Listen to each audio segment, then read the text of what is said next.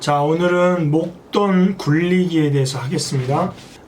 저는 약간 좀 포트폴리오 관점에서 다양한 상품에 다양한 기간과 다양한 수익률에 투자할 수 있는 그런 어떤 포트폴리오 맵을 만들어서 이것을 다양한 형태로 굴릴 수 있다는 것을 좀 보여드리도록 하겠습니다. 어떤 특정 상품으로 굴리는 것보다는 이 시드머니를 굴릴 때 조건을 보면 이 기간에 따라서 단기, 중기, 장기로 나눠질 수 있고요.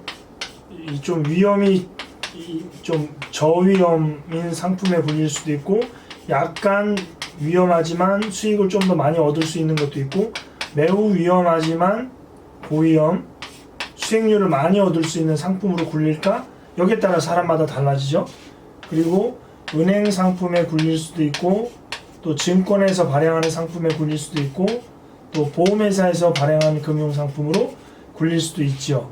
그리고 세금 관점에서 15.4%의 일반 과세 상품을 선택할 수도 있고, 똑같은 수익률이라면 이왕이면 저율 과세 상품, 상호금융의 신협, 새마을금고, 단위농협 등에서 하는 예탁금 같은 이런 데서 하는 저율 과세 상품, 또 그 다음에 비과세, 보험회사에서 판매하는 10년 이상의 저축성 보험, 연금보험의 비과세 상품, 이런 상황을 통해서 시드머니를 굴리는 거죠. 뭐 표를 한번 만들어 보면 여기가 한 1년 정도라고 보고요. 1년 내외, 여기가 3년에서 5년 내외라고 보고, 여기는 7년에서 한 10년 내외, 이렇게 한번 볼게요. 1년 정도로 굴리려고 하는데 위험은 저위험. 저위험이라는 것은 우리가 알고 있는 원금 보장이죠. 이게 제일 중요하죠. 왜냐하면 자산이 아주 많지 않으면 원금이 보장되는 상품에 기본적으로 투자하는 게 가장 중요합니다. 자, 뭐가 있을까요?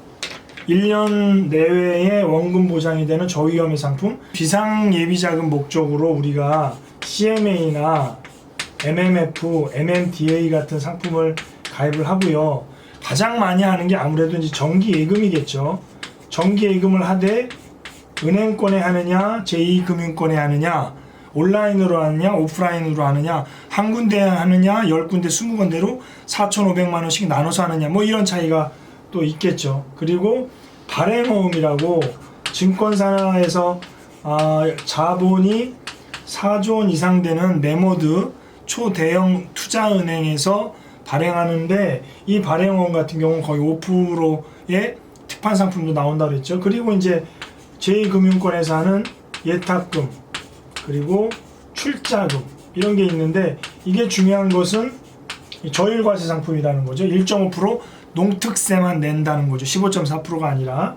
그리고 이제 제가 강의 때 말씀 안 드렸지만 CP나 RP 같은, 그러니까 기업어음과 환매 조건부 채권, 뭐 이런 단기 상품으로 고수익을 내는. 그럼 여기는 중위험이겠죠.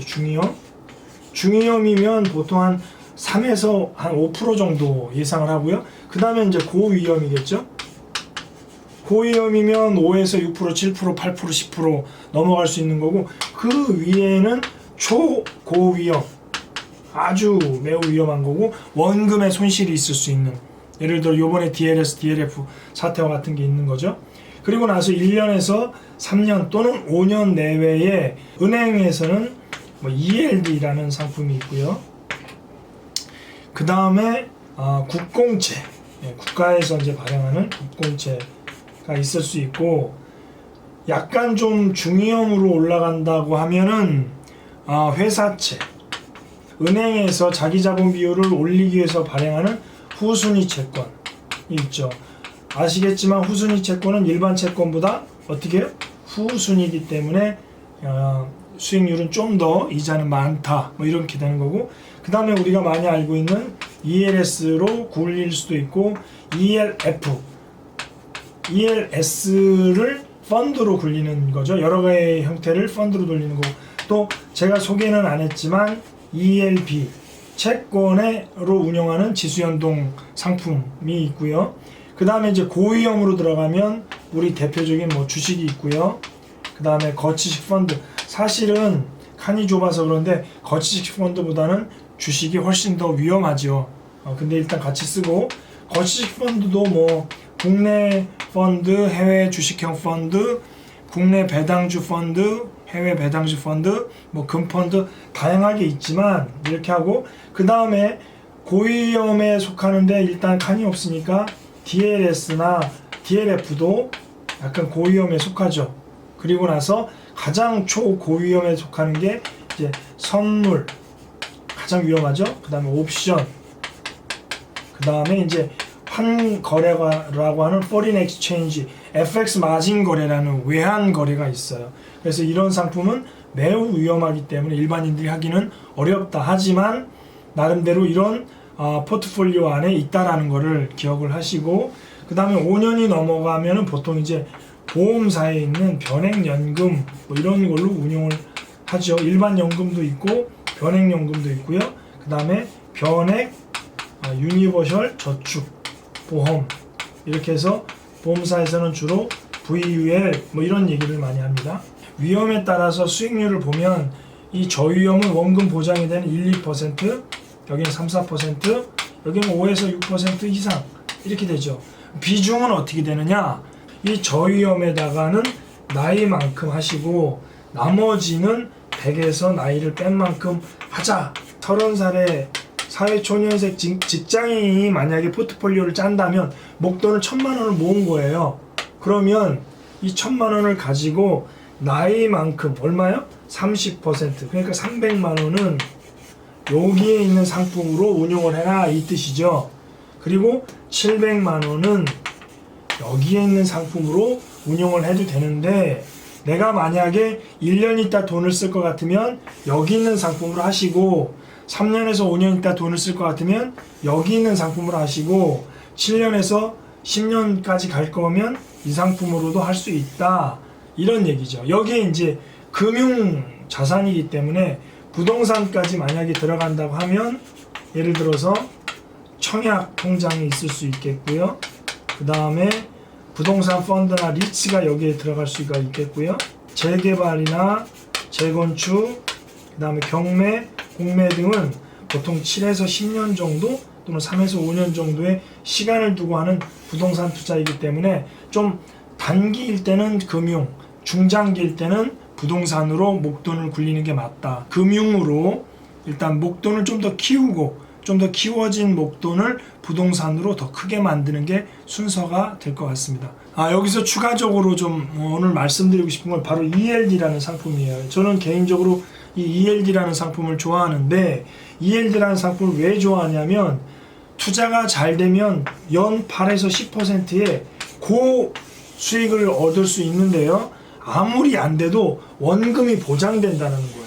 한글말로 지수 연동 예금이라고 해요. 지수 연동 예금인데 이게 뭐 매일 나오는 건 아니지만 이런 상품이 은행에서 판매를 하기 때문에 은행에서 나오면 50만 원에서 300만 원까지 살 수도 있어요. 인터넷에서는 50만 원, 보통 오프라인에서 300만 원 이상인데 여러분의 수준에 맞게 하시면 좋은 게, 여러분이 1,000만 원을 맡기시면 95%는 안전한 예금으로 운영을 하고요.